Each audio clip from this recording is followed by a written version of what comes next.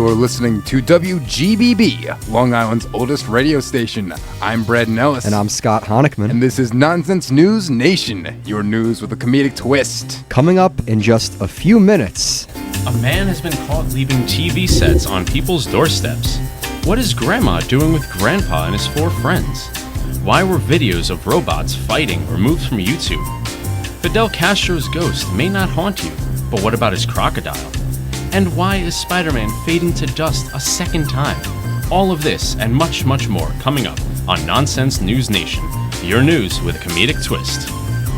Wow, that was incredible. And that incredible voice you heard is our guest today, Andy Gavrielatos. the man, the myth, the legend himself, sitting to the right of me. Welcome to the Thank you for show, being Andy. here. You know, ever since you left the Toy Story franchise after 3 and you weren't in 4, you needed a home, but luckily you're here at WGBB, and we're going to provide for you. We're going to care for you. Wonderful so far. Thank you. We have everything you need here. Exactly. So not only do we have Andy on the show, I actually went to Manhattan about a week ago, and I met a few people from Birthright. One person who is a former Israeli soldier and someone who is the most Californian you will ever meet in your life, and they actually decide to record their voice and endorse the show. So without further ado, their names are Ron and Kai, and they're going to endorse the show right now. Hi, I'm Ron, a former Israeli soldier. When I'm not fighting with girly terrorists, I'm listening to WGBB, Radio Nonsense. My name's Kai. I'm from Oceanside, California. If I'm not surfing or playing music, I'm listening to Nonsense News Station. I love Nonsense News. My buddy Brandon's on there. He does a great job. He's a great guy. I love his voice. And you can see the sirens in the background. He was never heard from again. But we like to thank Ron and Kai for that very authentic, very real endorsement of the show. Right. Thank you, guys. It's Israeli approved, and it sure is Californian approved. Those are 2 very foreign countries listening in on the show. So we are honored. We have Andy. We have all these great people. To have this and, international you know, we got to provide. We got to get some great stories. So we're going to start that with our very first segment. We're going to go around the country and go to our first segment. We call it National News because it covers stuff in the United States. Hey, we cannot have fans in 2 different countries if we do not have stories to provide, guys. So, without further ado, here's our first story. We've covered some pretty bizarre stories here on Nonsense News Nation. A meth-crazed squirrel named D's Nuts. Good a Taco times. Bell-themed hotel. Wish you were there for that one, Andy. Me too. But now we present our most nonsensical find yet, I think, in my opinion. On the evening of August 12th, a mysterious man wearing a tube TV on his head left over 50 tube televisions on people's doorsteps. This took place in Henrico County, Virginia, where residents claim that this is not the first time the TV man has struck. Last year, the same incident occurred in a nearby town, but so few TVs were left at people's doorsteps then that the police did not get involved. However, now local authorities are opening an investigation to determine TV man's true identity. So what do you guys think? Do you think this is just some guy from college just playing a little prank on people, or is this kind of a Santa Claus figure who wants to give back to his community? Well, if you remember reading the book Fahrenheit 451 in school, they I did not read warned. it. Well, it's a pretty Enlighten much me. like a PSA about reading books and not watching TV. They're pretty much foreshadowed that if you were to watch TV, you would pretty much become the TV. And here we are. Oh no. And now he's become the TV. Exactly. I mean, in my opinion, I think it's funny. This guy, he was going to people's doorsteps and just leaving them a nice gift. There was video footage of this guy dropping the TV and then even giving a little wave to the person. That's the thing. A lot of people are saying it's just a nuisance, but no one's really up in arms about it. Yeah, it's just a prank. Just bro. That's it. Just a prank, bro. If anything, we're just thankful that we got a great story to put on Nonsense News So Nation. thank you, TV man. You were a pleasure to have Shout on our out to show. TV. Yeah. Shout out to the real man himself. And speaking of great stories, I believe I got a good one for you. I hope I could deliver. I am on I the hope so, edge too. of my seat waiting We're for here it. to impress Andy today. So, When we're not making award-winning radio, Scott and I will usually go to a park to pass the time. It's just something we do. Don't ask us what we do, but we just go to the park. Ooh. Whether it be the chirping of the birds, the children running in the playground, or the radiating sun, there's something special about a day in the park. You know what, Scott, Andy? I'm going to do something different on this show than I've done on any show. Okay. I want everyone to close their eyes right now and just imagine the serenity of the park. Just imagine. I want you to imagine the wind blowing between your fingers, the shiny green grass beneath your feet. To your left, you can see a flock of ducks circling around a nearby lake. To your right is an old lady smiling on a bench. Wow, she looks really happy. Maybe she's happy to be surrounded by nature. Maybe she's happy to see the old dude right next to her. Oh, wait, he's now on top of her. Wait, what is he doing with... Oh, God, are they... Ladies and gentlemen, and Scott, and Andy, the scenario I just played out for you may seem like a sick fantasy made up by a resident at an old folks' home, but it is actually a reality. At a park in Fairfield, Connecticut, police arrested six senior citizens for engaging in lewd acts. I won't go into detail as to what they were doing. I'll just let your imagination do the work. So police were investigating this area after receiving a lead on the internet that it was a hookup spot. Ugh. So among those arrested were Daniel Dobbins, who's 67, Otto D. Williams, who is 62, okay, Charles L. Ardito, who's 75, John Lennertz, who is 62. John Lennon. He wasn't dead. He was just at a hookup spot. I can imagine. We got Richard Butler, 82, and it gets older. You know, it seems a little bit like a sausage party right now, so let's add a woman right here. So Richard Butler's wife was also with him. Joyce Butler, who is, in fact, 85 years old. More power to her. She beat all those old keisters in Literally. the age department. Oh, God. Maybe. I don't know what she was into. So although breaching the neighborhood peace, these senior citizens prove that you're never too old to get a room. Or a special park bench. That's kind of gross, not going to lie.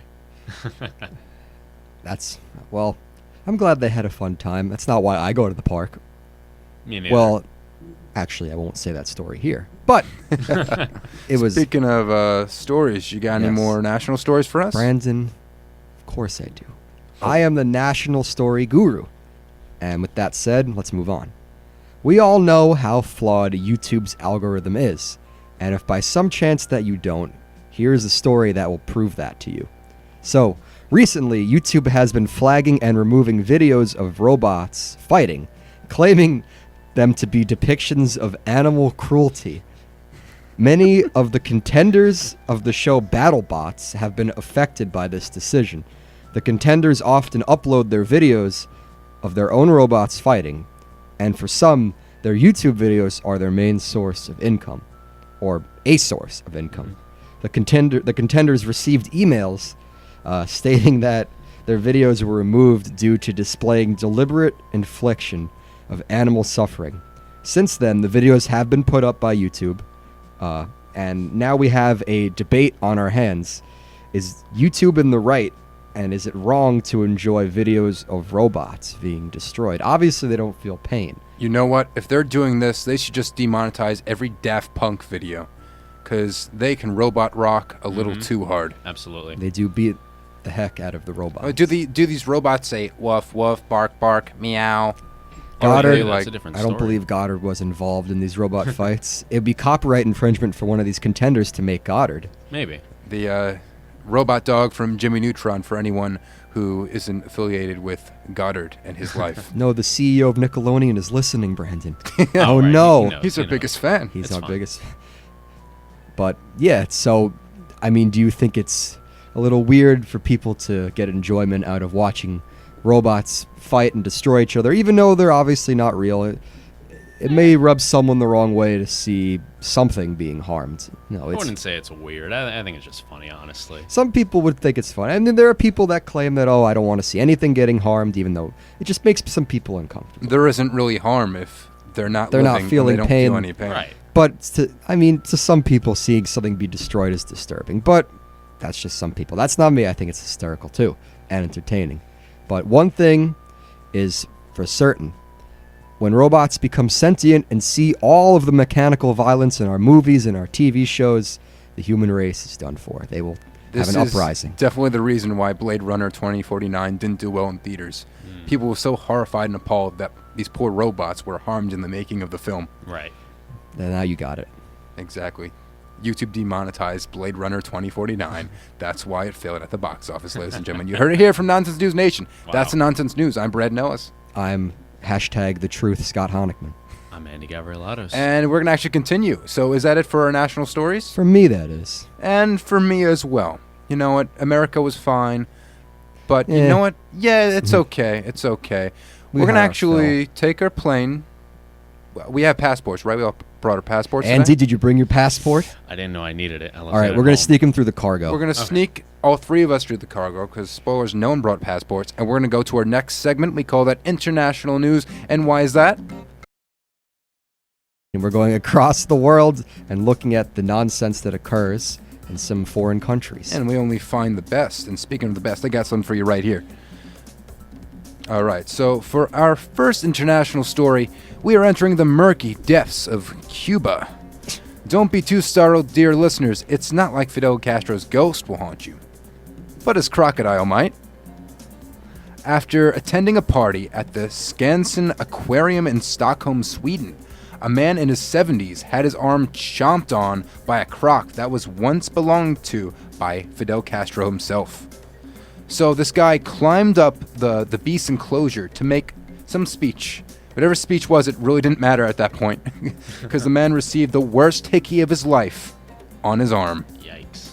No amount of makeup will definitely cover that up. Trust me, I've tried. We've all According been in that situation. according to an aquarium spokesperson, they said he was stood with his back against the crocodile, with his arm stretched back over the protective barrier when the crocodile bit him. Besides receiving a bandage, a big bandage, I might add, the extent of his injury is not currently actually known.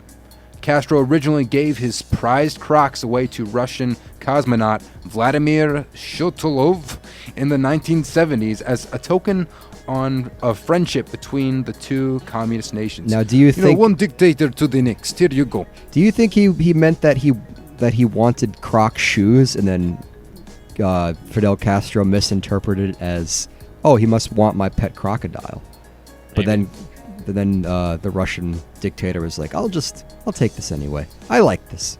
Scott, that is why you are the token historian of Nonsense News Nation. I like to ponder.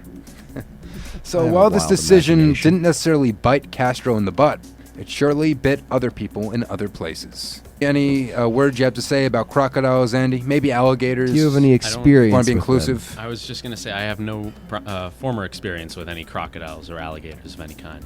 Closest thing I've gotten close to was a snake, and I was terrified. From I- Metal I- Gear Solid? No, like a real snake. I was in Selmers, and there was a snake, and my friend pretty much forced me to hold it. It was terrifying.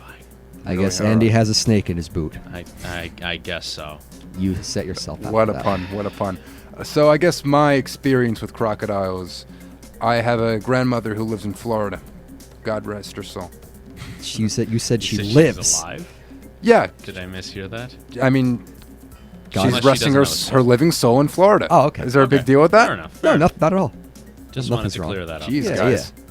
Anyway, No morbid. a lot of times we would go to like a marshland, a swamp, and it would always be a game of trying to find the croc in the water.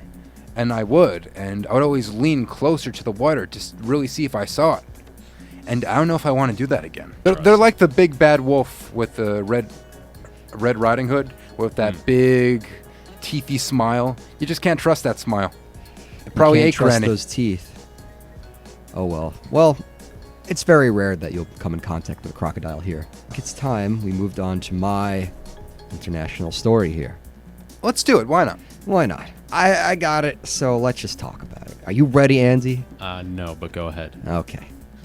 Once again, we're heading to Germany for a story. We went to Germany, I believe, the last show we were on. But the pilot may have trouble finding the town that we're heading to. So, for over 25 years now, there has been an ongoing meme in Germany that one of its towns does not exist. This rumor all began in 1994 when a user online posted saying that Bielefeld, a town in question, does not exist. The user did this in an effort to be satirical and mock conspiracy theories. Well, today, officials in Bielefeld are offering 1 million euros to anybody who can prove that the town does not exist. They're encouraging participants to be imaginative with their so-called evidence, stating that there are no limitations on creativity.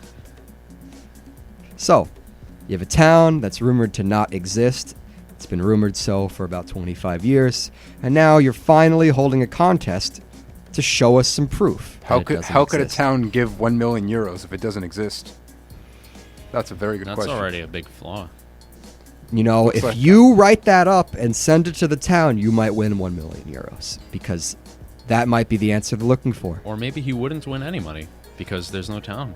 You lose, $10 for shipping it out of Yeah. the country. And Just if he a letter. goes there, any plane flight costs. Yeah, I want this made-up town to sponsor our show. Let's do it. Then we'll give him a call next time around. Yeah, I know where they are. Actually, I don't, because they're not on the phone book. Because they don't exist. They don't exist.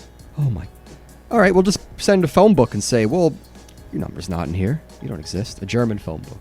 I mean, let's put it this way. If you get enough people to say that, just maybe like 10 people maybe to say that it doesn't exist, I think that's good enough. Exactly. That's pretty That's what convincing. I'll happened. pinky swear and cross my heart. Exactly. Beck, I didn't see you on the Star Wars Wikipedia page. Right. so Wikipedia? it's fine. Well, it's called Wikipedia. I knew it. That's coming from a Trekkie. I even know these things. So I think we have one more international story. Yes. So we've been to Cuba. We've been to made-up places. I think the most treacherous place, so grab a buddy, hold hands with that buddy. We are going straight to Canada. So we talked about mankind quite a bit on the show today. But what about mankind's best friend? The dog. Crocodiles? Yeah, I thought it was crocodiles. Yeah, his worst friend, apparently. Will Oh, bite okay. your arm. Abusive, my bad. abusive best friend. We're talking about the ones that lick Okay. you instead of bite you. Oh, okay. I hate friends like that. Well, a group of service dogs in Canada received training to be service dogs. Typical thing, right? Sounds simple. It should.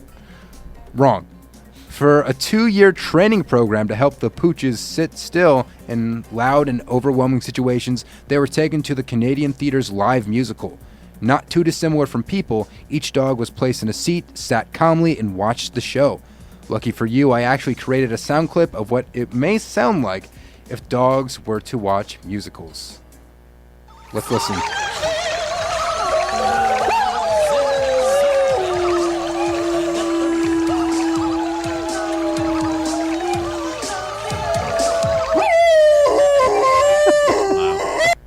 That's probably what it sounded like. He's a little flat. You made that yourself? I sure did. That's impressive. Thank you very much. So, Let's give it up for Brandon. album coming soon. It's going to be just that. Spoilers. Apparently, 909. they were watching Billy Elliot, the musical, for their training. Poor Billy Elliot. As the dogs were sitting in the theater, probably in absolute confusion because they're dogs, let's be honest, a photo was taken of them, posted on Twitter, and immediately went viral. Excuse me. So if YouTube has cats, Twitter certainly has dogs. And of course, Donald Trump. Because this experiment was such a smashing success, a group of 9 dogs are expected to watch another show in October. Wow. So they already got their Broadway tickets, or the Canadian equivalent to Broadway. That's This impressive, is a man. great example of evolution. This is what I want to hear on more news stations. All right? This is big. I'm glad This you're is here big. to We share are this breaking new experience with grounds. us, buddy. And I think we're going to go straight to sports. I think we if you should don't go mind. Our straight next to segment, sports. No, sports. You're right. So, moving on to sports now. Our story this week for sports could have doubled as a local story If only it had occurred a little bit further south. Our sports story is from upstate New York. A woman named Debbie Gibbs went fishing at Lake Champlain earlier this week, maybe because she had some mouths to feed and she wanted to catch some fish, maybe grill them, feed her family.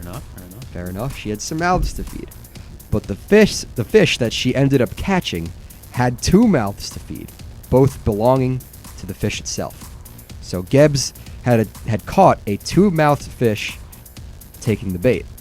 Wow. Now she had to provide for more mouths. I know. How counterproductive, This is the last right? thing she wanted to do. I know. But now she has more fish to feed because it has 2 mouths. There's more anyway. I said it 100 times. Anyway. Naughty Boys Fishing, a local competitive fishing team, took photos of the ghastly anomaly and posted them on Facebook, where the fish gained some traction. Apparently, it is not uncommon to come across a 2-headed fish, as many people commented on the post claiming to have caught one before. Now, one question remains for this 2-headed fish. Does it have 2 stomachs? It has 2 mouths. I think it should have 2 stomachs, right? What I wanted to ask is, did they use sea cow. 2 baits, or was it just 1 bait? Only 1 mouth needed to catch the bait.